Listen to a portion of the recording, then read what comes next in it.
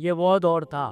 حضرت خباب رضی اللہ تعالیٰ عنہ لوہار تھے، لوہے کی زریں بنایا کرتے تھے، تلواریں بنایا کرتے تھے، بنو تمیم کے غلام تھے، انہوں نے آزاد کیا۔ حضرت خباب نے اسلام قبول کیا۔ پھر حالت آپ کی یہ تھی کہ بنو تمیم کے لوگ مشرکین آپ کو اسی بھٹی میں جہاں پر آپ تلواریں بنایا کرتے تھے، اسی بھٹی میں، انہی کوئلوں میں آپ کو لٹا دیا کرتے تھے، اور تاریخ میں آتا ہے ان کی چربی پگھل پگھل کر وہ شعلے بجھ جایا کرتے تھے۔ اتنی دیر تک حالت یہ ہو گئی تھی کہ آپ کی کھال اور آپ کی ہڈیوں کے درمیان فاصلہ ہو گیا، جیسے ہمارے کپڑے ہیں، آپ کی کھال اس طرح سے ہو گئی تھی جیسے کپڑے بالکل۔ اور جناب نبی کریم صلی اللہ علیہ وسلم فرمایا کرتے، اے خباب صبر کر، صبر کر، صبر کا بدلہ جنت ہے، صبر کا بدلہ جنت ہے۔ سیدنا یاسر، سیدنا سمیہ، یہ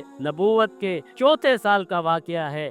سیدنا یاسر، عمار بن یاسر کے والد اور ان کی والدہ سیدنا سمیہ رضی اللہ تعالی عنہما کو اتنی اذیتیں دی گئیں، اتنی اذیتیں دی گئیں، اتنی اذیتیں دی گئیں کہ وہ اپنی زخموں کی تاب نہ لاتے ہوئے شہید ہو گئے۔ یہ اسلام کے پہلے شہید ہیں سیدنا سمیہ رضی اللہ تعالی عنہ، نبوت کے 4 سال میں یہ شہید کر دیے گئے۔ سیدنا عثمان بن عفان رضی اللہ تعالی عنہ جب اسلام قبول کرتے ہیں، آپ کو ایک چٹائی کے اندر بند کر کے دھوئیں کی دھونی دی جاتی ہے، آپ کا سانس بند ہونے لگتا ہے، لیکن آپ نے اسلام سے روگردانی نہیں کی۔ آج چھوٹی چھوٹی باتوں پہ ہم پریشان ہو جاتے ہیں، اللہ معاف فرمائے، چھوٹی چھوٹی چیزوں پہ ہم پریشان ہو کے کہتے ہیں یار یہ کیا ہو رہا ہے۔ اللہ نے اپنے بندوں کی آزمائشیں ایسے حالات میں کی ہیں کہ آج انسان اس کا تصور بھی نہیں کر سکتا کہ کسی کو اس طرح بھی آزمایا جاتا ہے۔